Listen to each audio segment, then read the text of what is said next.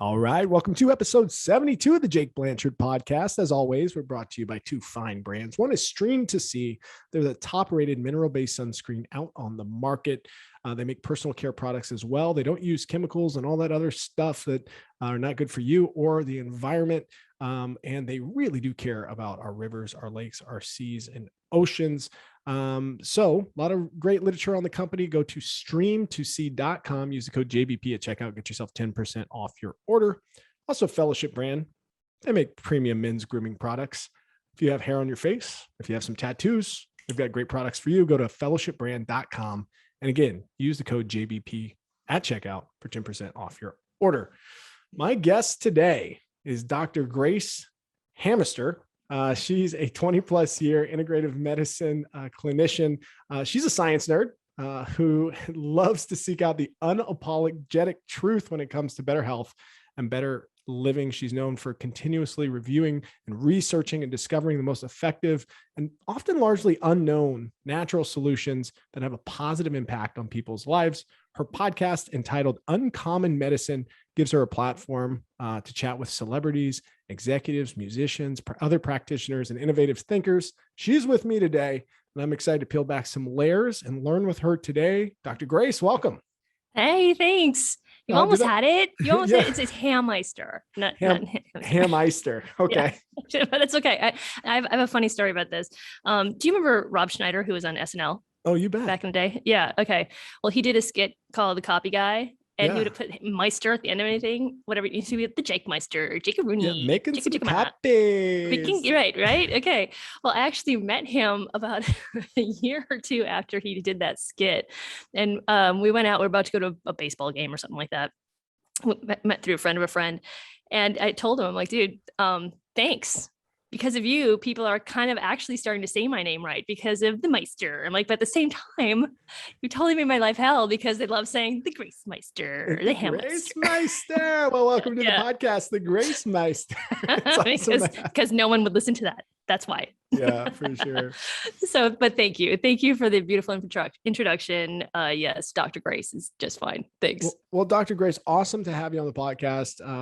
As my listeners know, like I'm really interested in bringing on various perspectives and health and wellness, medicine, and those types of things. And we got introduced by a mutual contact, and how cool it is to bring you on to have a conversation in this vein of thinking. So before we get started, like I love origin stories. I love where people like grew up or what kind of shaped their perspective in order to get in kind of their career or subject matter expertise. So if you could just lay a foundation down for us of kind of where you're from, let's get to know you a little bit, and then we'll dive into some of your subject matter expertise in a bit. Sure. Well, it starts at the beginning. Growing up in Wisconsin in the Midwest, that's where I grew up. I was born in Sheboygan. I got the thick accent tool, if you know. I can speak fluent Derry if I got to go back home and talk to people. Oh, wow. Oh, sure. Just turn that on. So yeah, I grew up in Wisconsin, and had a very unique perspective because I was the first Olympic level rhythmic gymnast in the state of Wisconsin. I started that at age 12. And I did not live on a farm, but I lived around many of them. I wasn't in Milwaukee proper. I was in Elkhart Lake, which is an hour north of Milwaukee. Very wealthy, yet family-oriented, classic Midwestern small town, with the twist of having the most prestigious cars and race car drivers in the world coming to visit for 3 months out of the year, every year at Road America Racetrack. So I had this really eclectic childhood, being exposed to a lot of excellence and also creating it and being it as the athlete that I was. I traveled the country. I earned a spot to the Olympic Training Center. You don't just go there, you have to earn it. And I was there and learned a lot about nutrition, learned a lot about myself as an athlete. And I was just a kid, I mean, the first time I ever met a celebrity was when I was at the Olympic Training Center. I was lost. This is a true story. I swear to God. I had just gone to lunch and I'd gone shopping for like gifts to bring home to people. Right. And I'd gone back and I had to get back to the building where we were training. And if you're late, there's always something that, you have to do. Like you have to go run a mile, or fucking hate running. So like, it's just not my jam. I'll be on a mini tramp all day long or trampoline or jump rope, but I hate running. I hate it. So I'm standing in just like on this chunk of grass, looking around, obviously very lost. And this man comes up to me on a bicycle. And I looked at him and I just stood there in like, I just was in shock immediately, because in his Gumby haircut glory was one of the winningest, most decorated track athletes of all time, Carl Lewis. Wow. So he comes up to me and he's like, hey, and I'm like, I'm inside, I'm like, oh my God, but I'm just literally silent and staring at him. And he's like, you lost? I'm like, yes, I have to be in class in 10 minutes. And I just started being like, blah, blah, blah, help me out, and he just looked at me and he's like, okay, the building you need is right over there. It's that one right there. He pointed to it, and he's like, he looked at me, he's like, now go, run. So I started running and I looked back and I'm like, thanks, Carl Lewis. I'll run the whole way there. So that was a moment in my life that just really made me recognize that no matter who you are, where you come from, what you've achieved or what you've done, you're a human. Be human, extend your heart, extend yourself, and don't get caught up in the hype of who and what someone is, but just the excellence of what you're capable of, and spread that joy. So that was my first experience of that. And then going back to what brought me to where I am now. So I retired from gymnastics at the grand age of 16, because that's what one does. And that's I'm kind of starting to learn that. My daughter's just starting gymnastics. She's 5. She's done like a year or two. And like, I've heard that like kids are like early 20s. They're like, yeah, I'm retired. I'm kind of a competition veteran. And now I teach. And it's like, you're 20. Like, I know. Isn't that crazy? I know. And well, rhythmic gymnastics is a little bit different though. There's a little bit longer of a career base with that, but still it's, and that's the one with the big long ribbon, the hoop, the ball, in case you're not sure what that was. Sure. But at the time that I started, it had just been introduced into the Olympics as a sport. So I was in it for 2 years and then decided at 16, okay, I can either move to Illinois and be trained by one of the best in the country there, because it's all about the right coach and the right, you're being judged, literally. The judges are there to judge you. They judge you about everything, how you're coached, who you're with, what you look like. It's all judgment. It's not like you against the clock. Your gymnastics is a whole different ballgame. And so I had to decide between going to this coach or going to the college. We just couldn't afford both at the time. So I decided to get educated, and in the process between age 16 and 18, I was one of the younger ones in my class. So I graduated from high school at 17 and turned 18 in the summer, and then went to college. Right. Okay. So I joined track and field, and, broke the school records in triple jump at the time. And then just an athlete all around. Yeah. I got my first boyfriend ever when I was 17 and a half. and he was a water skier, and he was really badass. And he was on a show ski team, and he introduced the world of water skiing to me. And it was just an ironic twist of fate that I was noticed when we were on this team. It's hard to not be noticed though. Our team at that time was kick ass. It was called Badgerland in Wisconsin. And we would do pyramids with over 30 people in them behind one boat, and so ESPN would come to film our national competitions. I mean, it was a big deal. This is before a lot of the individualized water ski competitions are happening. And this certainly was before wakeboarding. So I'm dating myself, but whatever. Sure. Doesn't matter. It doesn't. So I got discovered to be on a water ski team and ski in Italy. I'm like, okay, why not? So I did. And when I was on this water ski team, I competed and we won the world championships in 1993 for doubles, which is like pairs ice skating, only on the water, doing lifts and all kinds of stuff for the guys. Hands are free. And he has a rope around his waist that's clipped to his waist. And it's also clipped to the boat. And there's somebody in the boat that pulls a tab in case he falls, so that he doesn't just get dragged along.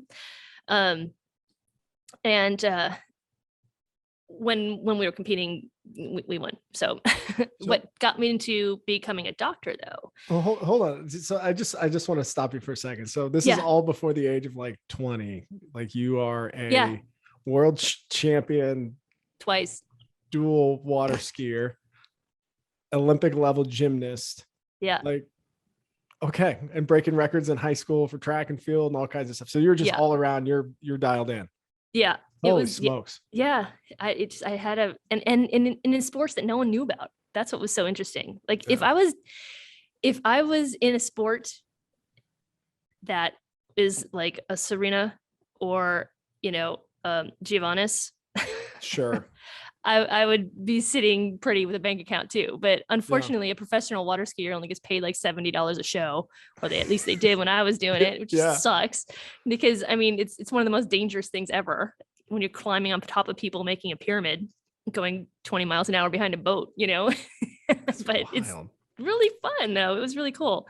So, but that's actually what brought me into doing what I do now as a physician, because 3 weeks before we were about to compete at the World Championships, my doubles partner, the guy who lifts me, he was also a ski jump competitor. And so they would actually, just do these crazy jumps and stuff going off the ski jump. And he was doing a Mobius, which is a full twisting backflip, and he lost his air position sense. And he landed straight on the back of his head, and it smacked his head forward like whiplash, basically. And he was just floating in the water, heads up, or face up, excuse me. And he couldn't move, and he couldn't put his first finger and his thumb together, like to make an okay sign. It hurt too much. So we were just like, oh, okay, this is not good. So he recovered enough, like he wasn't getting spasms or losing sensation or anything like that, but he was just in a lot of pain. So we ended up going to the Bud Pro Tour in Minneapolis anyway, because it was the next day. And I drove, and at each one of the pro stops there was a chiropractor, an MD, and a PT that would set up shop and work on the athletes. So if anyone got hurt or just needed to get warmed up before they're about to go compete, or to get worked on after, that team of doctors was there. And that was the first time ever in any kind of Bud Pro Tour history that there was an actual team of physicians that were interdisciplinary. It wasn't just like one guy, right? Yeah. And it was because of Dr. Terry Wyman, who's a chiropractor, who's one of the guys that created that whole situation. And so now we go there, and the doctors work on him. 2 weeks later, he was able to move, and we could do a couple tricks and do our routine a little bit. 3 weeks later, he was fine, and we won. And so that kind of gave me an idea of what the power of integrative medicine can do. But it still didn't really hit home, because I was still about to finish college. And at the time I was thinking of becoming a dentist, and didn't really know what I wanted to do, because I went and worked in a dental office and I hated it. Yeah. So I'm like, okay, I can't spend my life doing this. I know I want to be involved with healthcare, and I didn't want to be an MD because I didn't want to be a whore to the system of being, working 72 hours on, being off for 2. I'm like, I can't function like that. I don't want someone's life in my hands if I can't function like that. It just didn't seem right. So I got hired to work at SeaWorld in San Diego. And I was working there. College had just ended. So my summer job was water skiing, like how some people like go and get a waitressing job or become a camp counselor. I was building pyramids and climbing on people in San Diego. So that's just the bizarre truth, but it's what happened. And my boss there told me about this chiropractor who is in Thousand Oaks as a potential for, a career path. And I'm like, oh, chiropractors, I haven't really heard much about them. And this was like early 90s, basically 1993, 95, somewhere in there. Yeah. And but I listened to him and said, okay, I'll go check him out. Well, lo and behold, this is the guy that was a chiropractor at that Bud Pro Tour who worked on my doubles partner and fixed him. So I was like, okay, the worlds all just like went and collided, and the universe was speaking, right? So I followed him in his office for 8 hours, and he to this day is one of my greatest mentors and the reason I became a chiropractor. And he gave me the vision to understand that, optimal health can happen in a very highly scientific way without having to do drugs and surgery. And you can work on some really influential, high profile people, including cyclists. Like he works on, he worked with so many people. God, it's unbelievable. So if you ever really want to have another great conversation with what it's like to be a celebrity doc, besides me, Yeah. definitely call Terry Wyman. So that's what got me to do what I'm doing. I was a geeky scientist and athlete my whole life. And, I went to college to get my degree in psych, double major in bio. I did a year of cancer research and immunology and tethered that into my chiropractic degree and career. And that's why I do functional medicine too, because everything starts at the cellular level and can be built from the ground up. And that's what I do every day. So, and I've had people explain this to me before, but for the benefit of anyone listening, like what exactly is integrative medicine? Like what does that, what is that talking about in the field of medicine? Integrative medicine is the integration of different perspectives from holistic care to staunch allopathic care, which is what an MD would practice, right? Okay. Which is separate from functional medicine, which can be practiced by an MD or someone like me, a DC, which looks at the body and the origin of where things are really coming from in a molecular structure kind of way, where they even do like genomic testing and looking at your SNPs and all this other stuff, telomeres and that kind of thing. That's all functional medicine stuff. Okay. But integrative medicine, to me, in my perspective, is the cross-pollination of all forms of medicine. Like as a chiropractor, I'll go talk to an MD or a DO, an osteopath or a naturopath or a PT. That's all interdisciplinary. And that's also a way to look at medicine. It's not just one perspective. It's integrative. And then, so what is the primary reason that folks are coming to see you today in your practice? Like what's kind of, maybe break this down for me with, are they seeking a certain outcome? Are they coming with you with some kind of chronic condition or some kind of like pain or is it just all over the board? My practice it's unique. I've been a concierge doctor through a good chunk of the years that I've been in practice, which means that I travel with people on site, on set, backstage, wherever they need me. I work with a lot of musicians. I work with a lot of high profiles and entrepreneurs, athletes. Now, which is also unique for me and kind of weird, I, for the first time ever, have my own brick and mortar. I've never had a building for someone to come see me in. So what I usually see are people that are looking for optimal health because they are already very healthy, but they want to stay ahead of the curve. Or I'm looking at people that need to get fixed right now. Like, now I got to be back on set. We're filming a movie. I can't be sick. I can't be hurt. I can't be whatever, right?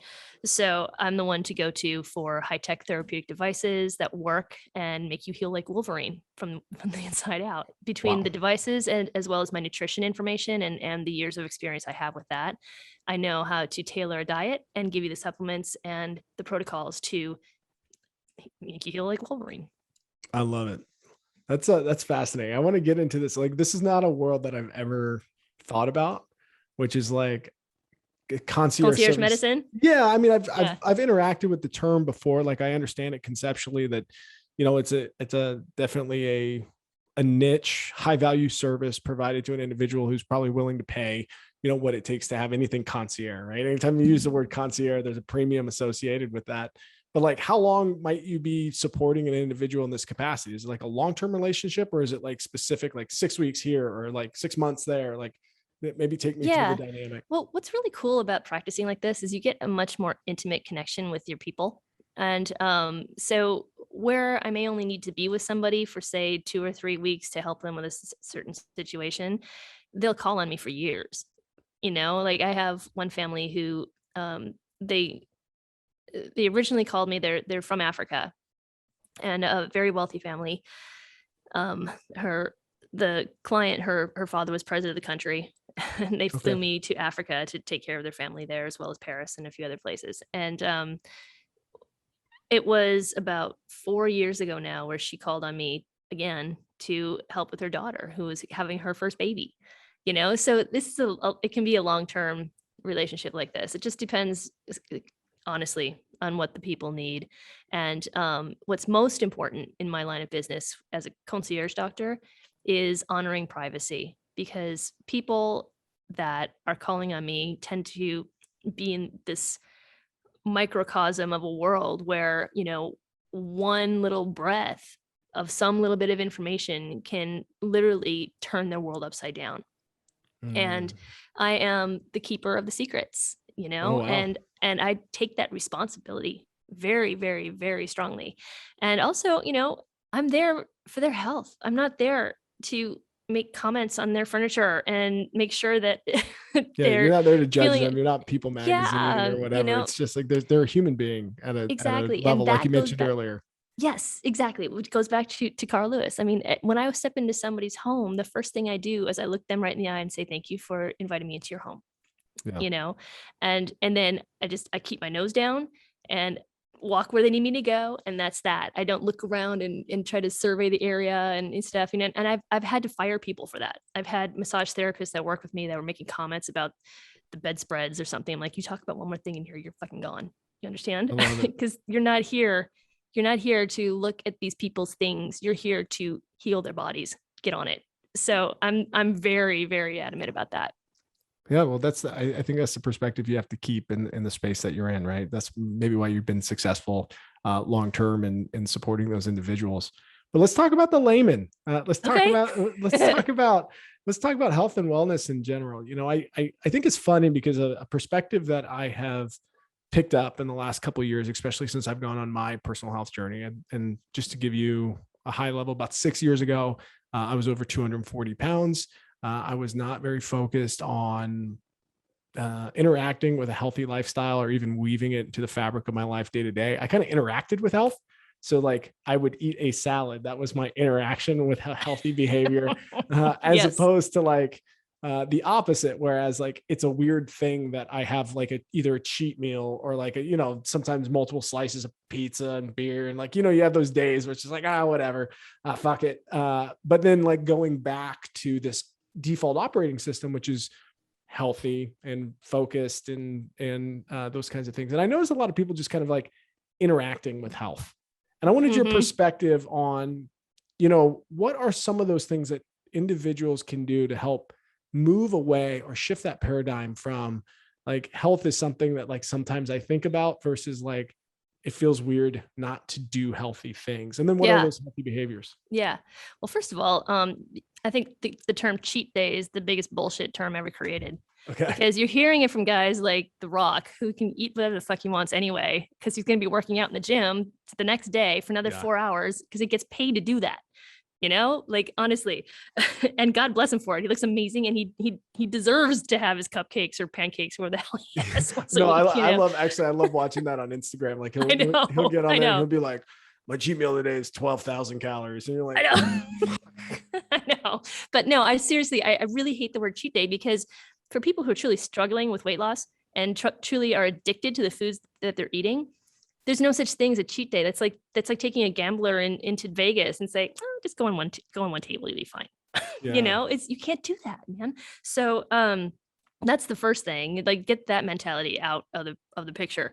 And then I have a trademark cleanse that I've created that I have been doing, I'd say for about 10, almost 12 years now with people. And it originally started to help some celebrities, lose their weight for the Oscar season.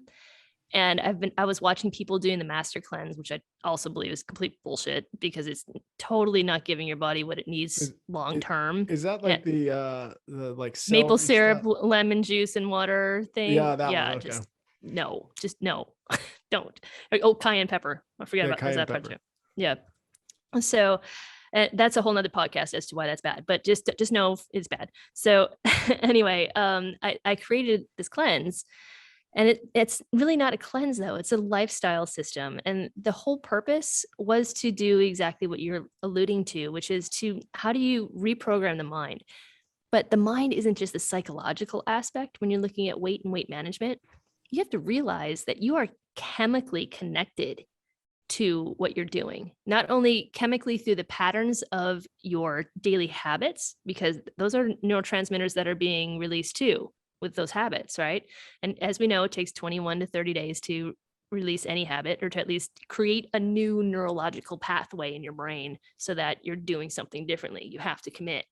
So the commit part also is really tough if you have a sugar habit, because, there's studies that this has been known for decades now, that the same area of the brain that sugar attacks or gets attracted to, right, is the same area that heroin does. So it actually is as addictive as heroin. And people don't recognize this and know this. And now you take in trans fats, excitotoxins, corn, sugar, and GMOs, you're screwed if you don't know how to avoid those 5 things. And that's where I start. And that's where I've been at the basis of all of my successful weight loss journeys, has been starting with the ingredient list first. Because until you can repattern the habit, repattern the neuroplasticity, repattern the chemical dependency, and then learn what those things are, you don't stand a chance. So that's what I do. But Dr. Grace, all the shit that comes in those boxes are, 1, convenient, and 2, like, tasty. I mean, it's so hard to break through that. So, like, there's a layer. I mean, you kind of laid out a foundation, but there's a behavioral pattern layer that you have to tap into. So, like, is that through therapy? Is that through some other kind of coaching? Like, how do you like address that fundamental, like, lifestyle change that somebody has to make to go spend extra time in the kitchen or eat foods that maybe don't taste as good as, the things that they've been used to eating for 30 years? Well, that's just it. First of all, you give them the things that taste just as good, but that actually serve the body rather than break it down. And that's one of the areas where I'm a specialist too. Like, I literally take people grocery shopping. That's one of the things I do. And next, you have to repair the gut, because the gut-brain axis, there's just as much neurology in your gut as there is in your brain, almost, for that matter. And there is more serotonin creation in your gut than in your brain. And serotonin is one of the main neurotransmitters that is your pleasure hormone, right? And it gets depleted the most when you have addictions like to MDMA, ecstasy, to cocaine, heroin, like that. It's that area of the brain that gets depleted of the ability to not only make but generate the constituents necessary to create more serotonin. But most people don't know that even more of it's in the gut. So if you stabilize the gut first, there's miles of intestine in there, right? That's what they always say, miles of intestine. Okay. Well, you have a much greater fighting chance. You won't crave the food that is in that little box if you have the foods that are made from better ingredients, maybe taste similar enough and give you this, like, the crunch satiation. Like, some people just want the salt, some people just want the sugar, right? Like, that's all you really want, one or the other. Or you want the texture, you love the texture of it. So I have the eat this, not that kind of perspective. But what we have to do first is do the actual, get the gut working better, so you no longer have the cravings in your gut or your brain, because they're both connected. There's a nerve. It's the only nerve, that's your cranial nerve, that runs from your brain all the way through your body to all of your organs. It's called the vagus nerve, VAGUS, not like biggest, but yeah, vagus nerve. And when that guy is working, then you get so many more metabolic processes working too. And that is one of the things that other people miss that aren't in my profession. As a chiropractor, I look at the neurology, and that means your brain too. And so the cranial nerves, you can test each one of them and see which ones are working at their best and which ones aren't working as great. And, I think any athlete would know, if you get hit in the face or hit in the jaw, any boxer in particular, they call it the button, right? Right. Oh yeah. Because when you get hit in the TMJ, you're out. And the reason being, 70 to 80% of your neurology of your body goes through the TMJ. So if you're not looking at the neurology, the neuroplasticity, the chemical imbalance, the chemical dependency, gut repair, you're not going to serve your patient. And then, of course, you got to give them the stuff that they're going to want. So that's not going to set them up for failure. So you just can't go and start taking probiotics and fix everything? Well, actually, you can. Really? That's what I do.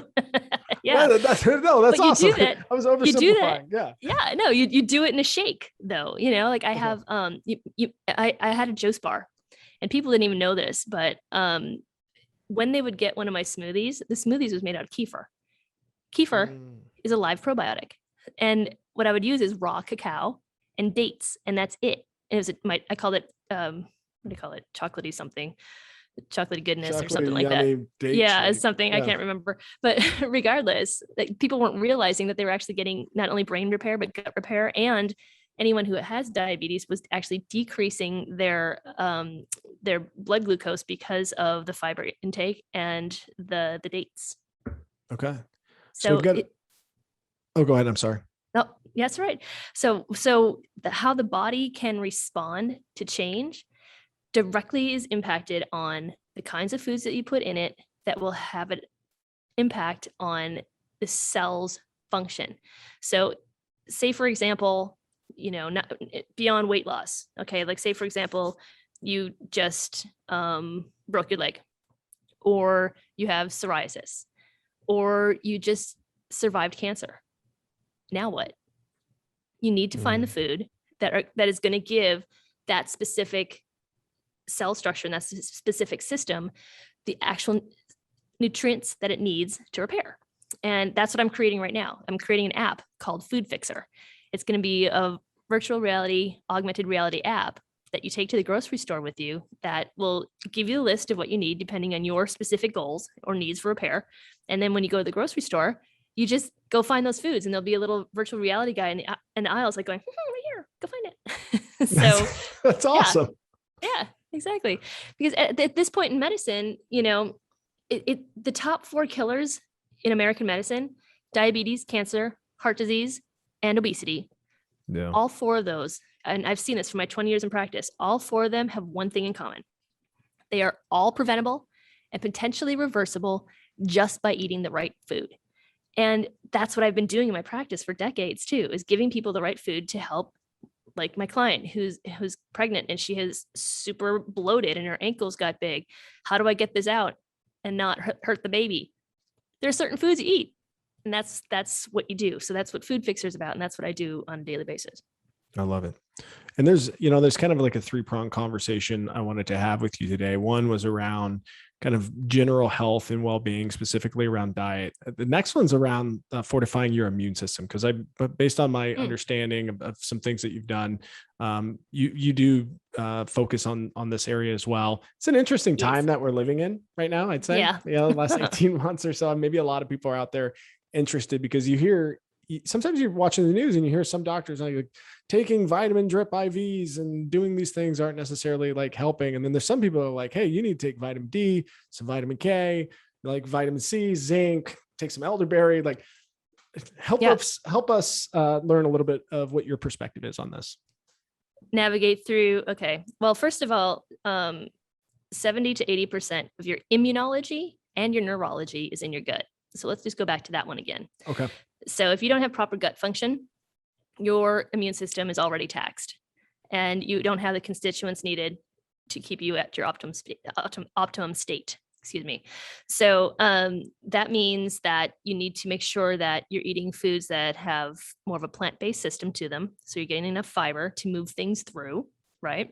You need to be as alkalinized as possible. The more alkaline your body is, the less propensity you have to letting a bad guy grow or a pathogen, right? So a virus cannot grow in an alkaline-rich environment, and a virus cannot grow in an oxygen-rich environment.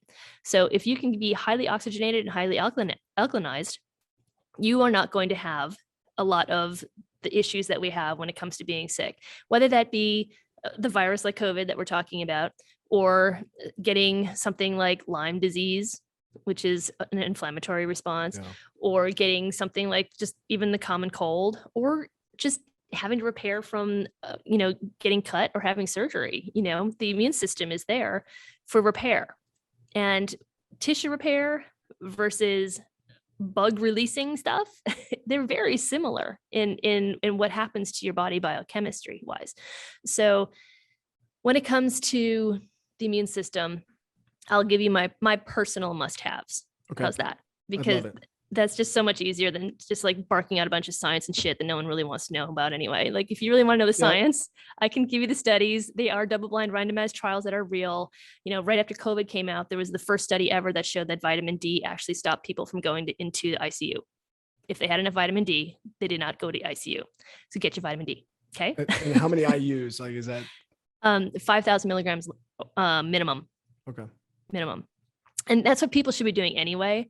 We're so depleted with sunshine and between diet and sunshine that 5,000 milligram or IU, is baseline.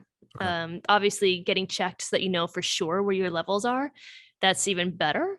But I personally do 10,000 a day because I'm a girl too. So, bone loss, it happens in women. Yeah. It's one of those things, right? So I do, I have a liver, it's a probiotic and milk thistle and a bunch of other things mixed together, and it's a liquid liver support so that my toxins can get in and out of the body, right? Once they come in, they can get out easier. Once you're filtrating, your immune system doesn't have to work as hard because you're not fighting stuff, right? If you can get it out, you don't have to sit and fight it. So I make sure that my liver is working well. I make sure that my gut's working well, which means I don't eat any trans fats, excited toxins, corn, sugar, GMO. I just don't. The sugars that I have are natural only. And I try to keep them to 5 grams or less on my labels so that I don't have an excess sugar content, because sugar is very, very acidic. So that's going to lead to that alkaline thing I was talking about. So you mean per meal or per day? No, per meal. Okay. Per label. Okay, got it. Yeah. Per day, I mean, you want to stay like 25 or less if you can, for sure. So going back to what I do for the gut, I have my my probiotic drinks that I have, like Kavita. Kefir is another really great one. There's coconut water kefir is like the golden grail of all potential kefirs. It's the best ever. It's what I love doing the most. Hydration too, probably. Yeah, it's very hydrating. Coconut is basically like magic pill in nature. It helps with so many systems. And then I also make sure that I'm eating more plants than animals. And when I do have an animal product, that animal has only ever seen one bad day. Yeah. So it's a cow eating grass, playing with its cow friends, and just gets bonked in the head, and that's its one day, right? Yeah. It's the sad truth, but that's how it works. The animal has been sacrificed for our bodies. I'm not about to give my money. I vote with my money. Yeah. And I vote to give small farms the opportunity to allow for a sustainable, precious life. Sure. Rather than the ones that you see in, big business farming. It just disgusts me. So I will not contribute to that. So I have more plants than animal. And I do take live probiotics through my food, like fermented vegetables, as well as the drinks like I was talking about. Apple cider vinegar, aloe vera juice. These are all very, very, very good for alkalinizing, which I do once in a while. And then I make sure that I get my omega-3 essential fatty acids, and I take zinc as well as D3, a B complex, and I take nitric oxide, which is extremely important, as well as magnesium. And those all not only help with your immune system, but they also help with brain health. So my gut-brain axis, it has a really good communication system. I love it. And then as far as, we hear words like inflammatory foods. Yes. Is there, could you give me a short list or a list of relevant that folks maybe could reflect on if they're consuming a lot of these inflammatory type foods, and what really inflammatory foods mean, if you don't mind? Well, my favorite one to talk about that people don't really understand why it's an inflammatory food is corn. And this one is the one that amplifies to everything what this means. So first of all, what is inflammation? Where does it come from? Okay, and without getting too sciencey and geeky in this, you have a feedback loop in your body, okay? And the constituents that create that feedback loop are omega-3 essential fatty acids and omega-6s. When you have a state of inflammation, or if you're in pain, or you just had an accident, whatever, omega-6s come to the area to let your body know that, hey, this needs to be worked on. We have inflammation here, right? And then your immune system kicks in, the white blood cells come in, the macrophages come in, everybody starts to repair, right? The omega-3s come in and then reverse that and get you out of inflammation. Okay. So for whatever system you have in your body, for one thing, there's always the cleanup guy too, and they balance. They're at stasis. So omega-3s decrease inflammation in your body. Omega-6s will increase it. All right. So an inflammatory food is one that's going to have more omega-6s in it. Bottom line. That's an easy one. Besides the chemical ones, like the trans fats and excitotoxins, those increase inflammation too, because it just kills your cell structure. But check this out. With corn, for every one omega-3, the good guy, the anti-inflammatory guy, there are 80 omega-6s, 80. So that means for every kernel of corn you eat, you'd have to eat 80 omega-3 pills to reverse what you've just done to the inflammatory response in your body. Most foods don't have a ratio like that. Like it's usually 1-4 or 1-8 or 1-20 at the most, but corn is 1-80. So you're definitely putting gasoline on the fire every time you have corn. Now check this out. Who reads their labels and looks at the ingredient list first for any kind of corn in their ingredients? Not many people. Right. You go and look at the calories, you look at the protein content, you look at the sodium content, you look at the sugar content, you look at that little box that has all the numbers in it. That box doesn't mean anything if what you're putting in your body first has toxic debris. It means nothing. So that's what I train my people first and foremost. Look at your ingredient list. If you see corn in the list, if you maltodextrin, if you see a trans fat, which is something hydrolyzed or hydrogenated, if you see MSG, anything like that, that can't come home anyway, because it's already going to be causing inflammation in your body, and it's causing the big four: cancer, diabetes, heart disease, and obesity. All four of them are from that too. And corn is also the number one most genetically modified plant on the planet and has been directly correlated with not only liver, but also breast cancer. So no corn. Okay. So that's I think that's an important tip. Hopefully folks can take away is, are you eating a lot of those? Cause I don't know, you're going to be hard pressed to not get me to butter up some corn on a barbecue in the summer, but I will be reading labels quite more often. Well, if it's occasional, I maybe it's not too bad for me, or at least I'll try to believe that, because I do like corn slab. I know, and people love popcorn and corn on the cob, and they're like, well, what if it's organic? Wait, hold on, popcorn is a part of this conversation too. The word corn is in popcorn, right? I don't know, but I don't really look at it as the same thing. I feel like popcorn is not. I know. Cornstarch, corn chips, tortilla chips, all that stuff. And the good news is, yes, I have the alternative. I was just starting to like you. It tastes just as good. Well, you'll love me when you don't have to go down the route of having prostate cancer when you're in your 50s, trust me, you'll know about this. And people always come to me with this kind of stuff too. Like, oh, I have to get rid of this, blah, blah, blah. I'm like, yeah, okay. But or the other side of the corner of not the things that they don't want to eat. They're like, but it's so expensive if I have to go shopping at Whole Foods, or if I have to do this kind of shopping. I'm like, what's really expensive? A heart attack. A heart attack is really, really expensive. And getting a steak that's grass fed rather than one that is for $3, and adding that up over time, I look at Whole Foods as my pharmacy. That to me is my pharmacy. I don't take one drug. I just turned 50 this year. And people don't believe that when they see me too. They're like, shut up, Yeah. So that, and the reason being, and I'm never going to, because I won't need to, because I stay on top of these things and give my body what it needs to be at its optimal state. And then if I don't have that from an ingestion point of view, like if I can't eat enough or do the right things with supplements and stuff, well, then I've got my machines. We can do cold laser therapy, you can do hyperbaric oxygen therapy, we can do ozone therapy, we can do IV vitamin drips. There's so many things that you can do to optimize the body that just people still don't know about, but we'll fix it. That's what I keep saying. We'll fix it. I love it. Hey, I said earlier in the podcast that we had a mutual friend that introduced us, and when he reached out to me, I told him, I confirmed, I said, hey, I'm definitely having Dr. Grace on the podcast. And he said, hey, you need to ask her about Fabio.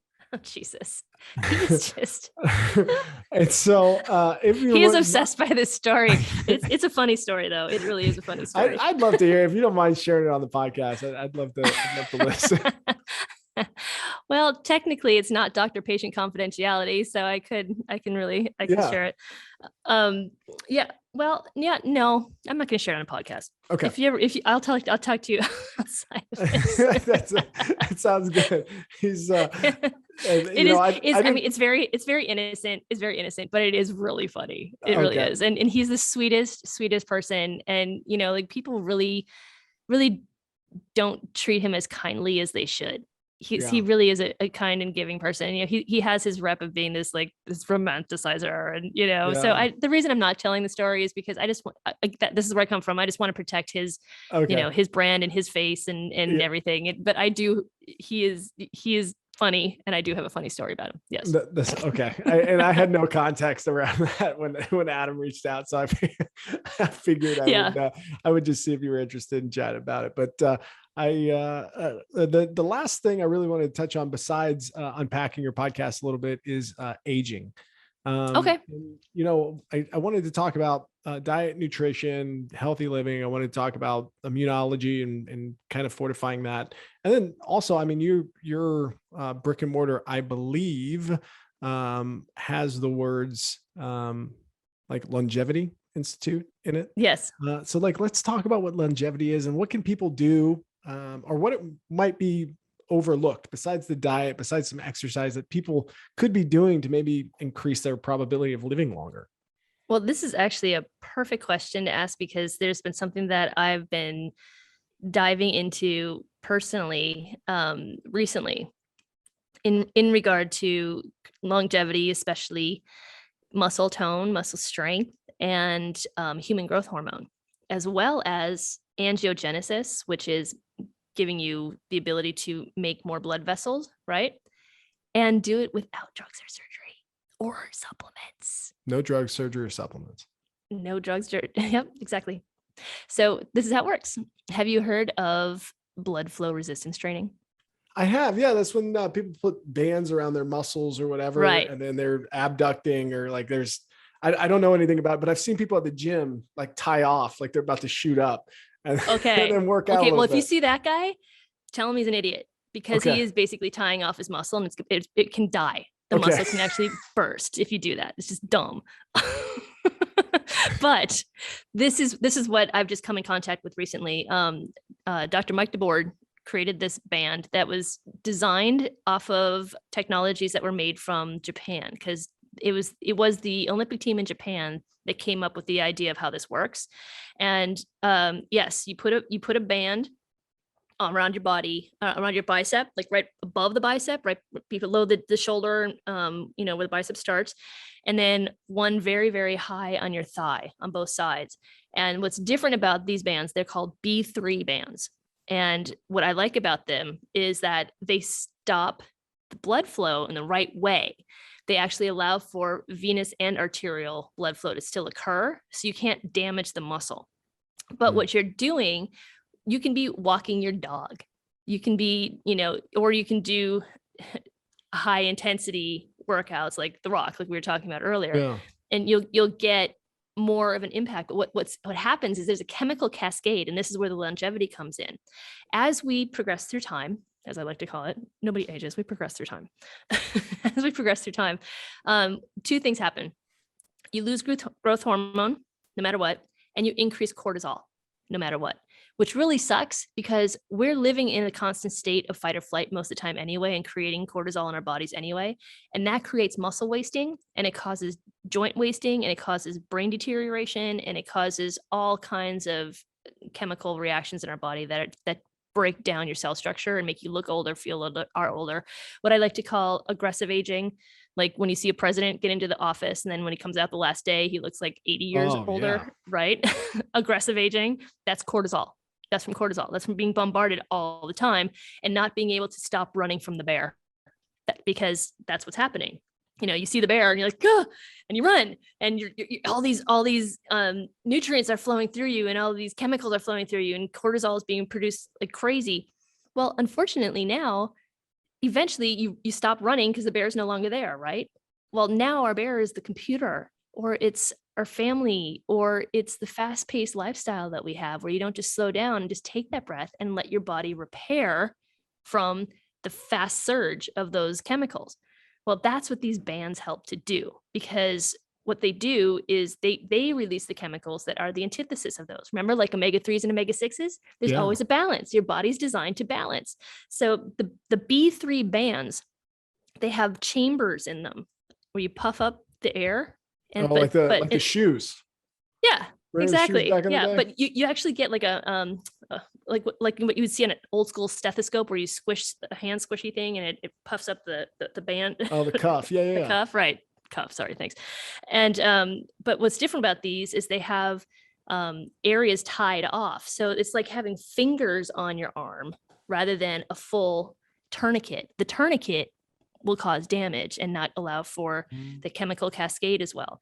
But these finger-like band that is still a band, but it has the pockets in there, allows for the blood flow. And that, while you're working out, you only need to use them for 20 minutes, and it will increase nitric oxide in your body, which will cause global oxygenation. It repairs the brain. It helps with your immune system. It helps with your heart. It helps with sexual function in men and women. Well, so you got me there. So I'm gonna go. Where do I buy these? Yeah, B3 bands. Just you go to I'll give you the link in the show. Let's see. For sure. I'll actually I'll take the link and I'll put it in the description here so people can go. Like I said, you're just naming off things, and when you hit the sexual function, I was just like, absolutely. Yeah, you had me sold, but then I'm just gonna start brain buying function. them for everybody. But I can make Mr. Man work. I'm in. Yeah, you go through me. It's through Uncommon B3 something. I can't remember the exact link, but yeah, I'll give you the link and you can get them through there. But it was just, it's designed for Olympians, and we've got guys that are like in their 70s that increase their biceps by 3 inches. So this shit is the real deal. Yeah. Wow. And people losing weight and the growth hormone factor, this is the only way that you can not have to shoot up, but your brain recognizes that more growth hormone should be produced because of the technology of what these bands do by restricting the blood flow and making those chemical cascades start. So it's about working smarter, not harder, and you actually get a huge result from them. I appreciate the insight there. Hey, before we wrap up today, wanted to talk a little bit about your podcast as well, Uncommon Medicine. I had a chance to preview a couple of the episodes before you came on, but maybe take me through the genesis story of why you started it, and then what folks can expect, and then where your distribution is primarily. Mm-hmm. Well, I created it because, as a doctor, I keep answering a lot of the same questions, honestly, and I don't mind that. I actually enjoy teaching people. The original definition of doctor is teacher, but I just realized I had a very eclectic and interesting life, that I've come across some really amazing people in science, celebrity, and uncommon solutions. And that's what I have my show about. It's because of that. I'm like, I've so many stories that I want to share and let people know that there's so much you can do for your body that is scientifically valid, but you still don't hear about it because it's squashed down by propaganda, bottom line, or not talked about much because it's not expensive, or it's not covered by insurance, or big pharma isn't involved. That's the whole point. Your body is designed to heal itself, and it's designed to do so in ways that are very specific. And if you can tune into different frequencies in different ways, be it with a device or with a certain nutrient, or with, lifestyle patterns or meditation or mindful activities, that's what I do. And, I've in an early part of my career, I was able to work with everything from quantum physicists to Olympians, so I have a pretty cool perspective of what the body's capable of, and then the actual solutions to fix it.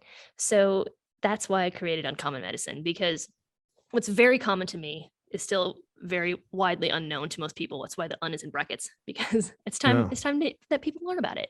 So yes, Uncommon Medicine, science, celebrity, uncommon solutions, and you can find it on any of your normal podcast platforms: Spotify, iTunes, Google. It's everywhere. Awesome. Yeah. I'll throw a link in the description as well. And then where's the easiest place for people to reach out to you and learn a little bit more about you as well? Well, first of all, I would love for them to go to foodfixer.com. That's FOODFI capital X capital R, foodfixer.com. I am currently crowdfunding for the app that I was talking about earlier. That's going to be an augmented reality app assistant for optimal health at the grocery store. And this Thursday, I have a second pitch with Grant Cardone. So I'm really excited about where this is going. It's getting traction, but I'm still in the crowdfunding phase. So I would love for your listeners to check that out and go look at it. They can get in contact with me there too. It's actually one of the better places. I'm starting to phase away from my old website, which is sanorx.com for the Longevity Institute, just because I'm getting into more of this tech stuff, and I'm not going to be as available on a personal basis as a physician. However, I am still working as one. So you can always get in contact with me through uncommonmedicine.com. That's the podcast.